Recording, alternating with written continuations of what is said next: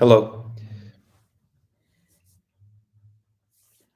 So in this video, we're going to move on from Soren Kierkegaard to a contemporary philosopher. And I will tell you the reason why I chose this contemporary philosopher.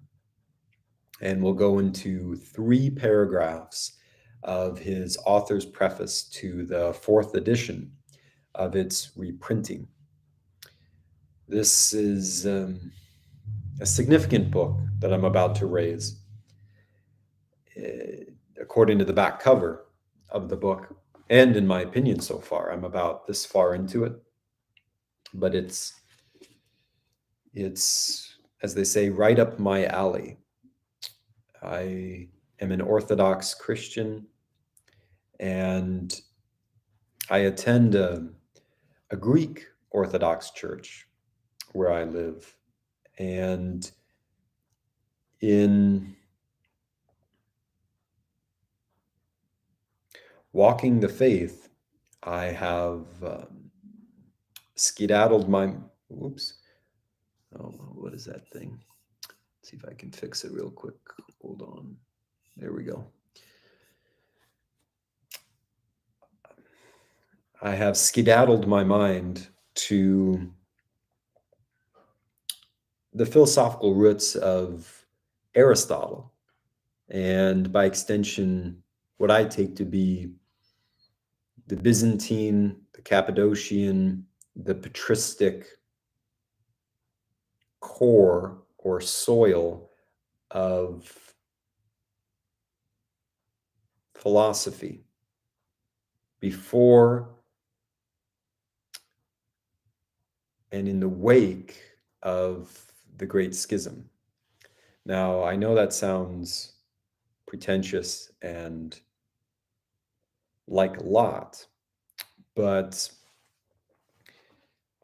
now that that's out of my system, I would begin with this book, which is the point of this video. The last 2 clips had a few remarks on Soren Kierkegaard, and he is a philosopher who occupied about the last 10 years of my thinking life. But recently, as in the last year and a half, I have been feeling dissatisfied with his articulations, his formulas, his way of posing things, and specifically with respect to how he talks about passion as this, and I said this in my second video, as this moment, the instant of which is a kind of meeting of the infinite and the finite in this concentration of whatever he takes to be the soul in an embodied gesture or intense action that is unreproducible, can't be talked about, is not traceable in a concept. It's not something you can throw up on a chalkboard. And importantly, for Kierkegaard, it's not something that can be seen. S-E-E-N. Because there's always in visual sensation the possibility of disguise. But it could be S-C-E-N-E. S-C-E-N-E, a scene.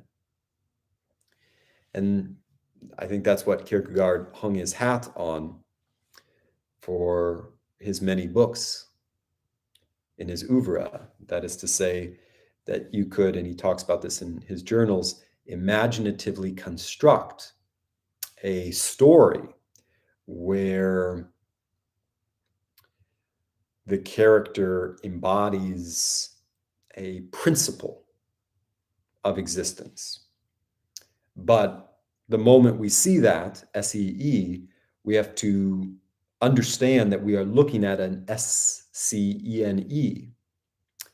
And if we don't understand that and see it is ironically not the real world, then we unwittingly and unconsciously sink deeper into the quicksand of disguise through an aesthetic experience mediated by an artifact.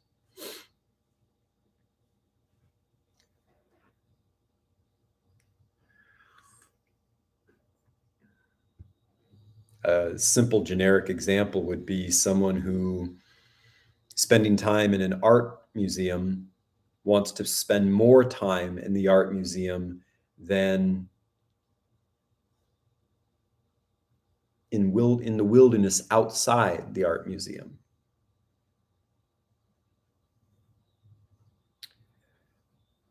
Now, oscillating between the art museum and the wilderness might lead one to question how many pillows they have in their house and whether or not all these pillows are absolutely necessary.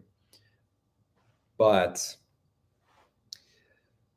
this sort of darting back and forth between artificial domains doesn't ventilate well in the long run, because you diffuse yourself, you level yourself. Since by going to the art museum or allowing yourself to sink deeper into the quicksand of an artifact, you have to find interesting ways to forget that you're not a consumer who has paid a ticket to enter the door, and that past a certain hour in the day, you are no longer allowed there and can be escorted out if you stay longer than opening hours. And so too with the wilderness. You can walk around the middle of nowhere as if it's an art gallery, ready to yield to you its roses and lilies and bees. But the bees sting, and there might be a bear around the tree, ready to wave out from between the lilies. And by wave, I mean scratch with his claws.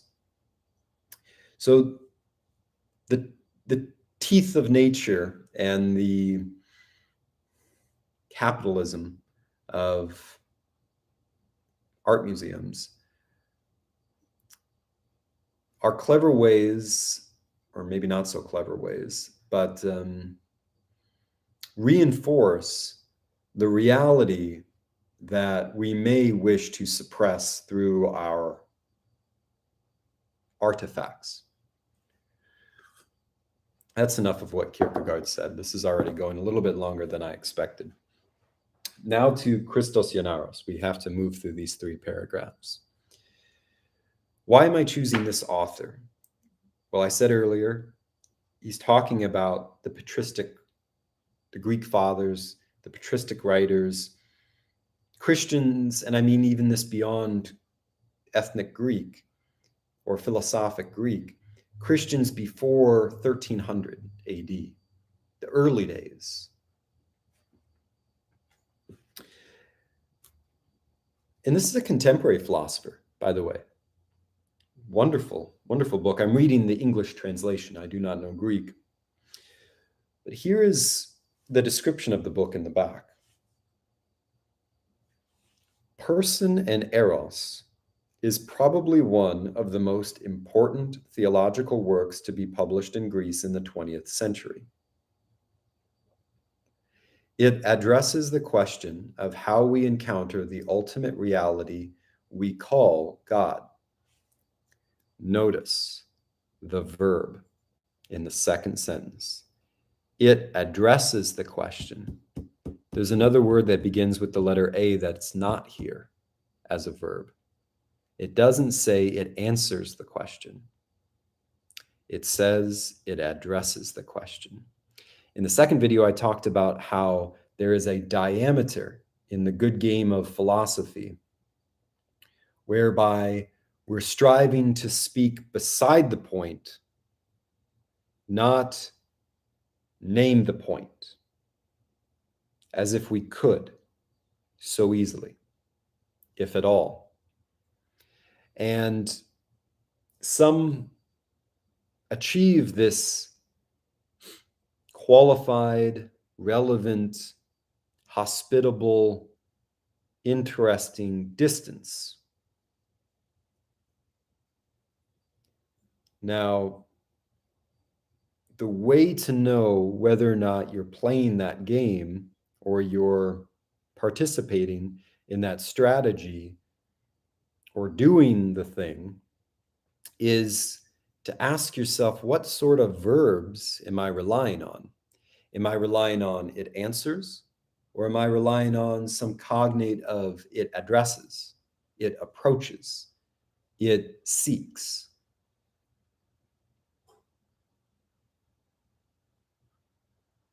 And I would say this has the quality of, dare I say, humility. We want to take our time and be ourselves along the way, however long that may take. And this philosopher, Christos Yannaras, I would say, gives us good reason, and we will find this in the course of future videos, God willing. He gives us good reasons to believe that the journey is worthwhile in being humble along the way. But what do these things mean? What are these factors referring to? Let's continue with the description. Christos Yannaras argues that the intellectual assent to first principles, which is characteristic of the Western philosophical tradition, is based on mistaken premises. We cannot encounter reality simply through conceptual knowledge. The knowledge of truth is not exhausted in its linguistic expression. It is acquired through immediate experience.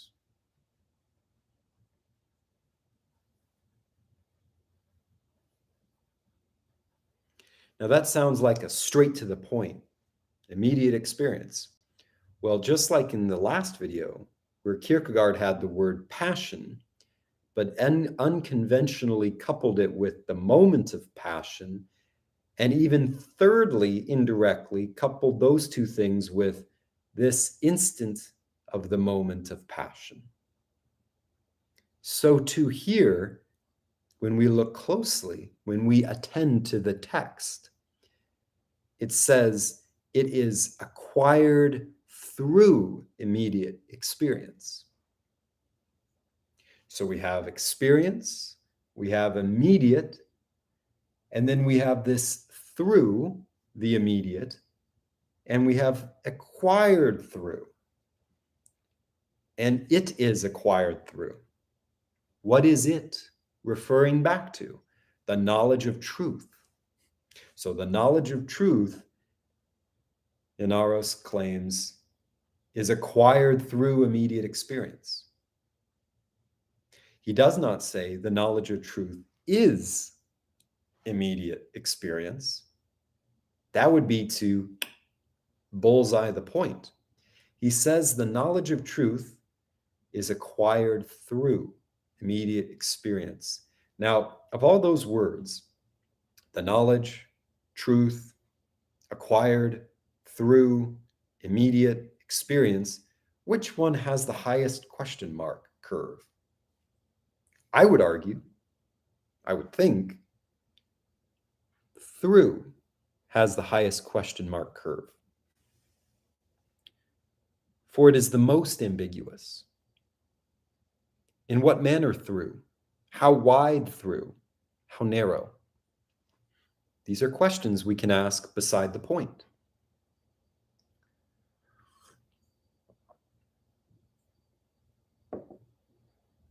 Philosophy is not about threading the needle.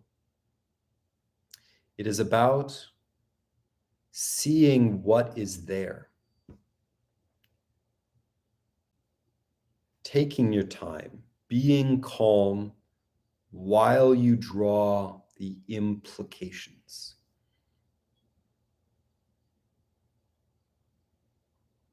Remaining calm while you draw the implications. How do we do this alone?